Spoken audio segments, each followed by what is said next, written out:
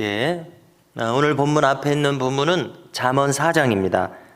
잠언 4장을 잠시 요약하겠습니다. 아버지가 아들에게 주는 교훈 5번째, 6번째, 7번째 교훈을 담고 있는데요. 5번째 교훈을 보면은 지혜를 높이게 되면 너도 높아질 것이요 너도 영화롭게 될 것이다, 이렇게 요약할 수 있고요. 또 6번째 교훈은 악인의 길로 가지 말고 의인의 길로 가라고 합니다. 그러면 장수할 것이요 피곤하지 않고 실족하지 않을 것이라고 합니다. 계속 같은 내용이 반복되는 느낌을 주죠. 7번째 교훈은 모든 지킬 만한 것보다 더욱 내 마음을 지키라. 생명의 근원이 이에서 남이니라. 우리가 잘 아시는 이 말씀으로 대신할 수 있겠습니다. 마음이 흐트러지지 말고 굳세게 정도를 걸어라, 이 말씀입니다. 네, 이제 함께 읽으신 오늘 본문을 보면은 아버지가 아들에게 주는 10가지 교훈이 있다고 하지 않았습니까? 그 중에서 이제 8번째 교훈입니다. 이 교훈은 분명합니다. 이성의 유혹을 물리치라는 교훈입니다. 3절을 보시게 되면 그 유혹의 맛은 꿀과 같다고 합니다. 그러나 그것이 초래하게 될 가공할 만한 악한 결과를 경고하고 있습니다.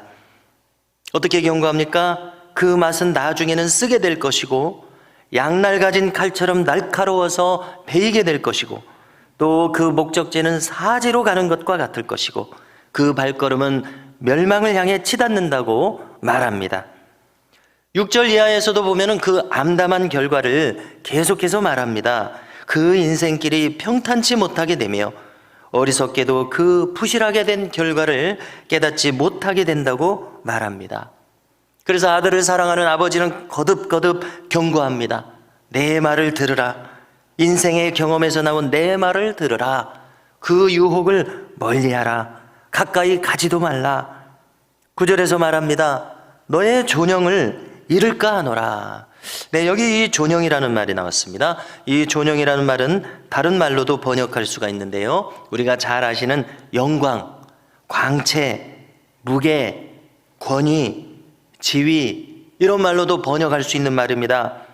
너의 존영, 다시 말해서 너의 영광, 너의 광채를 잃을까 하노라. 아버지가 이렇게 염려하고 있습니다. 그리고 덧붙입니다. 내 수완을 뺏길까 하노라.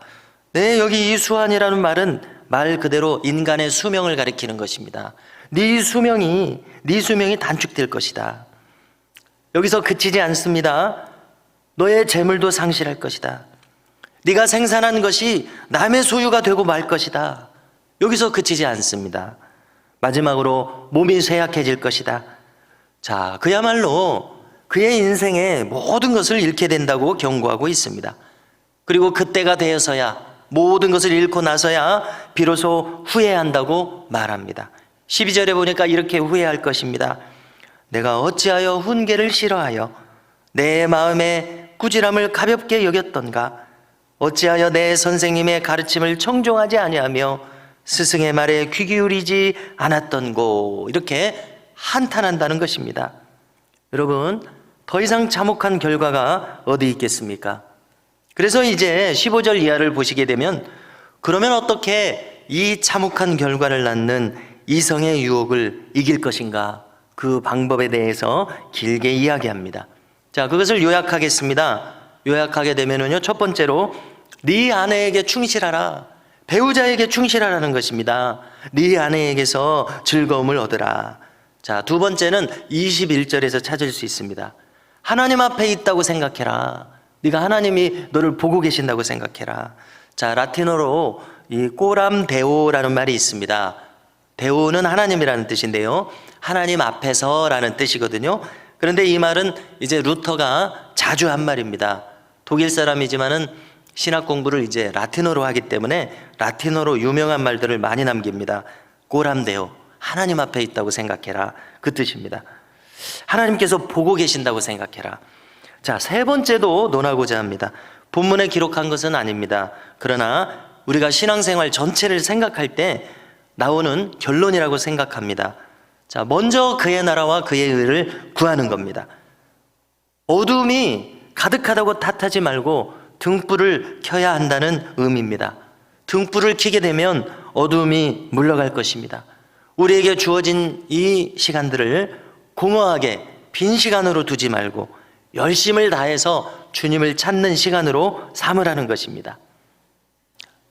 우리에게 열심히 허락된다면 전도를 하고 봉사하고 섬길 일을 찾으라는 것입니다. 열심히 성경을 공부하는 것도 한 가지 방법이 될 것입니다. 열심히 성경을 읽습니다. 부지런히 나를 선한 자리에다가 갖다가 두는 것입니다.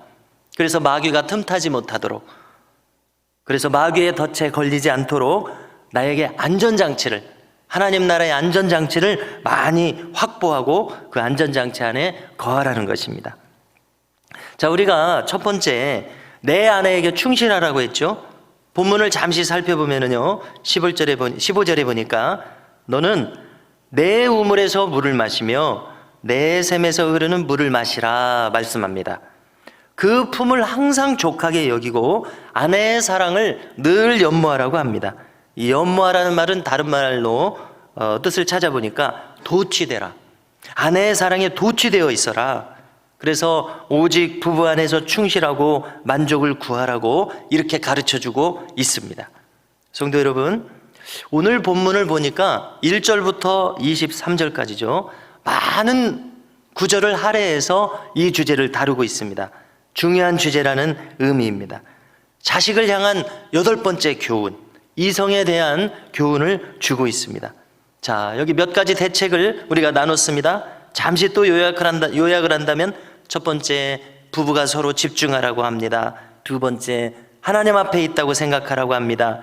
세 번째, 어두움을 두고서 노심초사 하지 말고 빛을 비춰라.